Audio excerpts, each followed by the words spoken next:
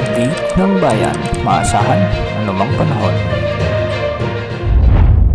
Magandang oras po sa ating lahat. Narito na ang pinakahuling update sa magiging lagay ng ating panahon ngayon at sa susunod na 24 oras. Sa kasalukuyan nga ay ang hanging habagat o southwest monsoon pa rin ang dominanting weather system ngayon sa Luzon, samantalang localized thunderstorms naman ang nakakaapekto sa mga rehiyon sa Visayas at Mindanao. Dahil nga sa pag-iral ng hanging habagat o southwest monsoon ay asahan ang maulang panahon dulot ng monsoon rains ang mga probinsya ng Zambales at Bataan. Pinag-iingat natin ang ating mga kababayan dito sa banta ng mga biglang pagbaha o pagguho ng lupa, lalo na kung may mga katamtaman at malalakas na pag-ulan. Samantala, dahil pa rin sa pag-ihip ng hanging habagat, ay makakaranas naman ng maulap na papawirin na may mga kalat-kalat na pagulan at thunderstorms sa buong Metro Manila, sa Ilocos Region, Cordillera Administrative Region, ang nalalabing bahagi ng Central Luzon at ang Batanes. Ang mga lugar ding ito ay posibleng makaranas ng mga katamtaman at minsan ay malalakas na pagbuhos ng ulan,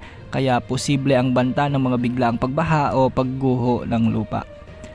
Para naman sa nalalabing bahagi ng Luzon, southwest monsoon pa rin ang magdadala ng bahagyang maulap hanggang sa maulap na kalangitan na may mga isolated rain showers and thunderstorms. Mas posible ang mga severe thunderstorms lalo na ngayong gabi, kaya posible ang pagbanta ng mga biglaang pagbaha o pagguho ng lupa.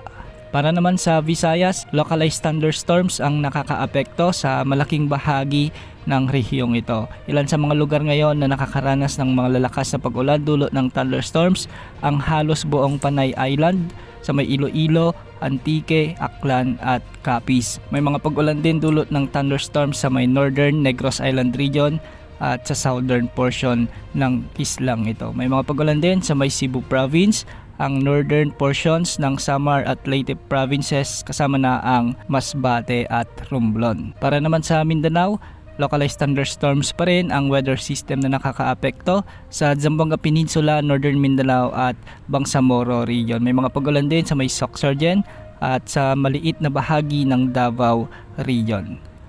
Sa nalalabing bahagi ng Mindanao ay magiging bagyang maulap hanggang sa maulap din ang mga papawirin na may mga kalat-kalat lamang na mahihinang pagulan dulot ng localized thunderstorms. Sa ngayon, wala pa rin tayong namomonitor na sama ng panahon gaya ng LPA o bagyo na posibleng pumasok o makaapekto sa ating bansa sa susunod na 3 hanggang 5 araw.